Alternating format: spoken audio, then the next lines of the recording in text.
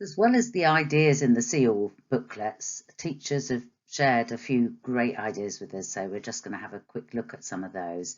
So this one I think is quite interesting because this task roles for the working together bit that we looked at earlier on in the session is actually from an approach called critical skills.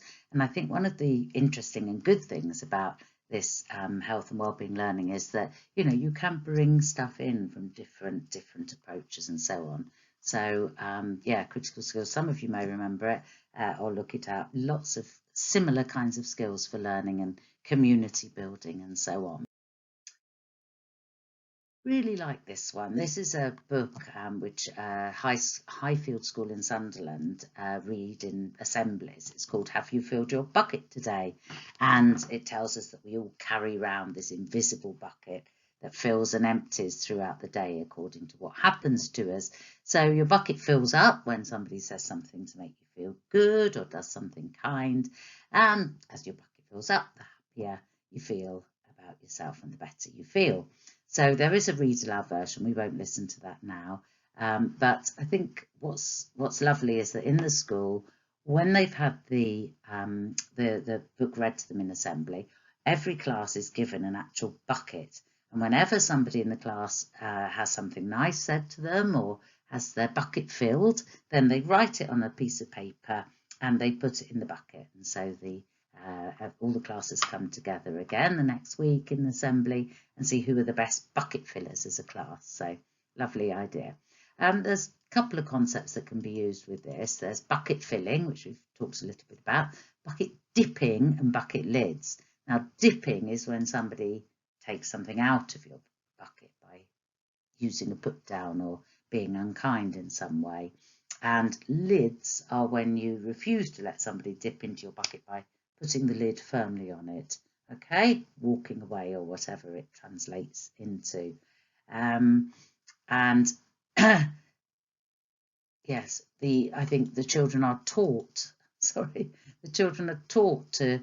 put their lid on it and not to dip back. So that's the important thing, that when somebody tries to dip into your bucket, you don't then dip into theirs as a kind of retaliation. We get a kinder, friendlier place and environment for children to practice these skills in. This is perhaps my all-time favourite secondary initiative. This is called We Dine Together, and you're going to watch the shorter of these two clips, but really worth exploring that second one as well. It was set up by a student in America, Dennis Istomin, and he was bullied and isolated at secondary school. So he started this club, which is run by students. A lot of the cool kids get involved in this, and basically they approach new students or students in our equivalent of year 7 to ensure that nobody has to be alone at lunchtime, and they do activities with kids who might otherwise be isolated and so on. And it really helps their kind of social standing, because this is the cool kids from older kids who are engaging with them. It's not to do with teachers. They don't have to ask to go to a club. They're approached by other students. It's a scalable model. It's a model without stigma. So have a look and let's see if we can get this into every secondary school. Really nice little video. One school made a video of children carrying out random acts of kindness in the community, and it's quite lovely just to watch a little bit of that. It's quite long, but you can just watch a bit. You can use it as a starter or as a stimulus for doing a similar thing within the school or out in the community. And linked to that, a school in Cambridge had what they called a kindness week, and they've made a whole load of resources available. So have a look at the resources handout and you'll see some of those, but enjoy the video for the moment. In the resources handout, another couple of things here that might be quite fun for you to use. They're from the Mentally Healthy Schools website and from Jenny Mosley of Circle Time fame. I'm sure many of you have come across Jenny Mosley, and these are really helpful resources to keep the learning alive throughout the school year and can be found in the resource handout. Another great one for the environment, the physical environment, to paint a peace path or a problem-solving path, whatever you want to call it. But this has been used in a school where they've painted the pathway onto the playground surface with footprints marking where children can put their feet, and they stand across from each other on opposite sides of the path, and they use the prompts that are painted on. These are from Peaceful Problem Solving, but you can use whatever prompts you want to. And in this particular school, what was quite helpful was getting the children and the parents involved, and then taking children out class at a time to actually practice and role play it. And of course, great way of teaching parents to the peaceful problem solving, so that's used at home. For each primary theme, this one is Getting On and Falling Out, there is a book list available of titles focusing on the sort of sub-themes that we've been looking at. They're organised by year groups, incredibly helpful, but of course they are a little out of date now. If you search on the SEL community site for book lists, you'll get updated lists for particular topics which have been contributed by teachers and ourselves. And of course, as always, quick Google search. There's a whole host of resources to look through there. What we've done is a lot of the sifting through for you. We've watched them all, had a look at them, which ones seem good for what purposes and what age range. So have again on the resource list there. Some really nice ones: Sesame Street, helping kids to resolve conflict.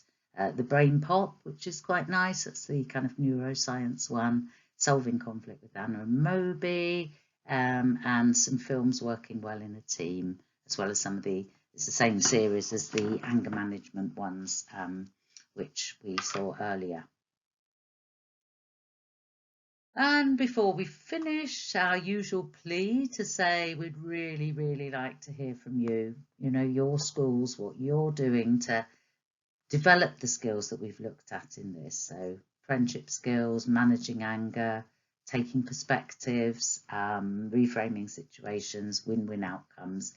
How do you keep learning alive with so many competing priorities? So whatever you can send us, that's .com there at the end, jeangross@btinternet.com. Please send us, and then you'll feature hopefully in the next version that we do of this section. So this is the end of the session. Don't forget, you can download the SEL resources for Going for Goals and Learning to Be Together in English and in Welsh. Just log into the SEL community. You don't have to be a member, but you do have to be registered, which is free and quick to do. Instructions on the site. And in the secondary resource, when you're downloading the secondary resources, do be aware there are two booklets. One's Learning Opportunities and one's Resources. So you effectively go onto the website, use the search bar, or click on Find SEL Resources, select National Resources, and then select from the options. So what we would suggest now is that if you have a minute or two, you just reflect on the tasks on the slide to consolidate your learning for today. And of course, as educators, the importance of the plenary. So this is the plenary. And when you've done that, we'll just pause for as long as you want to, and we will look at the takeaways for this session. Now there are two, and one takeaway consists of two pictures that look like different things, the perspective pictures, another couple to start your collection. And the second takeaway is a fun quiz you can get older learners to work on in group. So the questions look easy, but actually they're not as straightforward as they look. And the answers are provided on the final slide. You might like to use the quiz and get groups to review how they've done using something like the self-review for groups resource. So thank you for watching this session, and we hope that you'll find it really useful and really enjoy trying out some of those activities. So thanks very much, and we'll move on to